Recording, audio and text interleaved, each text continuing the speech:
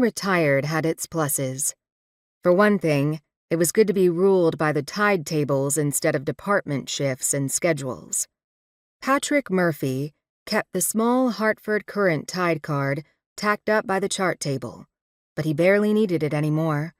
He swore his body was in sync with the ebb and flow of Silver Bay. He'd be pulled out of bed at the craziest hours, in the middle of the night, at slack tides, prime times to fish the reefs and shoals around the Stone Mill power plant. Stripers up and down the Connecticut shoreline didn't stand a chance.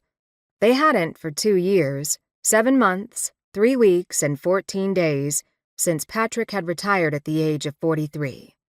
This was the life. This was really the life, he told himself. He had lost the house, but he had the boat, the truck. This was what people worked their whole lives for, to retire to the beach and fish the days away. He thought of Sandra, what she was missing. They had had a list of dreams they would share after he left the Connecticut State Police. Walk the beaches, try every new restaurant in the area, go to the movies, hit the casinos, take the boat out to Block Island and Martha's Vineyard. They were still young. They could have a blast. A blast, he thought.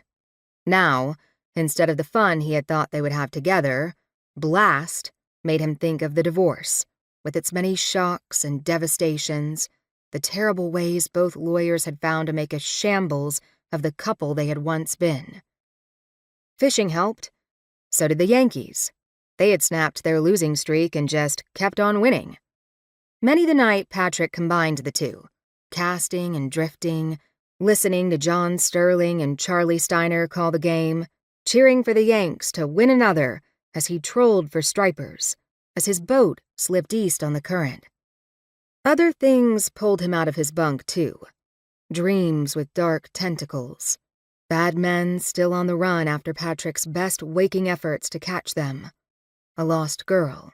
Shocks and attacks and bone-rattling fears that gave new meaning to things that go bump in the night. Patrick would wake up with a pounding heart, thinking of how terrified she must have been. Whether she was murdered, dead and buried all these years, or whether something had happened to drive her from her house, her grandmother's rose garden, to some place so far away she had never been seen again. Her fear must have been terrible. That's the thing he could never get out of his mind.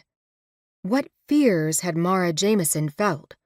Even now, his imagination grabbed hold of that question and went wild. The case was 9 years old, right at the top of his unsolved pile. The paperwork had been his albatross, his constant companion. The case was the rock to Patrick's Sisyphus, and he had never, not even after it promised to ruin his marriage, not even after it made good on that promise, not even now, after retirement, never stopped pushing it up the hill.